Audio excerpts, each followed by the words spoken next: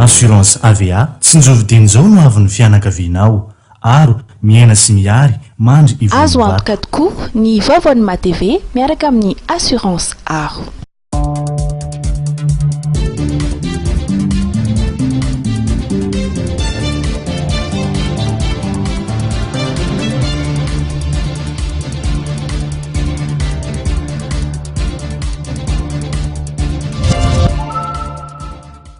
Ampiavana ndray tompo klasy togo amin'ny tsy tiana izokatrona izao takarivany alatsinainy fahavalo ny volana May 2024 izao tonga sindray tokony fampalalana voadiny fahitalavitra matv ary manasanao ampiavana anaraka izany hatramin'ny farany. Eo amin'ny tontolo politika avy hatrany dia mielo ny feno izao fotoana izao fa isy ny fanonganana ny gouvernemanta eny anivon'ny antenimieram-pirenena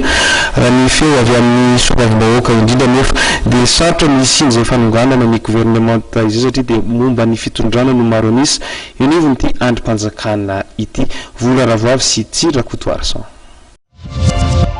Sarotra ny sina fanonganana ny gouvernemanta raha ny feo avy amin'ny solombavam-bahoaka tsy mbola misy ny fanangonan-tsony ary ny pomba ny fitondrana no maro anisa eo anivony antenimieram-pirenena hoy ny solombavam-bahoaka raha tondra resaka fafy izy io amin'izao fotoana zao fa tsy mbola misy zany fanangonan-tsony zany ao amin'ny assemblée nationale fa ny mpanao politika rehetra eto Madagasikara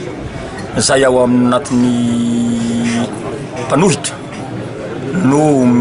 mivoy an'izany resaka zany fa ny ao amin'ny antenimieram-pirenena dia mbola tsy misy an'izany motion de censure zany. Zahay pomba ny fitondrana zany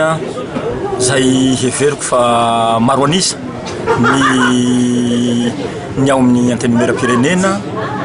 dia raha misy zany heverinay tsy ho tanteraky zany motion de censure zany raha tsy amin'ny fotoana tena ilana azy fa hatreto aloha dia ny azo lazaina dia tsy hisy ary tsy ho tanteraky zany motion de censure zay konokony sasany zay. Pour le moment aloha hatreto ny mahamaika dia ny fampandrosoana ny firenena no mahamaika fa tsy zany fanolona ny gouvernemanta etsero tsy hankaiza zany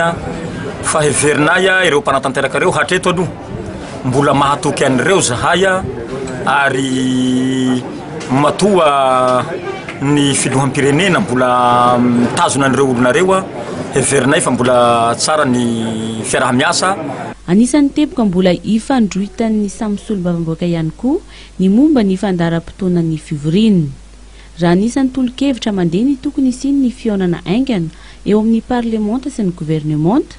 ao kosa ny député no mihevitra fa tokony miainga amin'ny fandiniana ny volavolan-dalàna avy amin'ny gouvernemanta aloha no totosaina mialoha. Herinandro taoriny ny fanomboan'ny fivoriana ara-potoana ny antenimieram-pirenena tsy mbola mipetraka ny fandaharam-potoana mandritra ny fivoriana ara-potoana voalohany ity andrim-panjakana ity.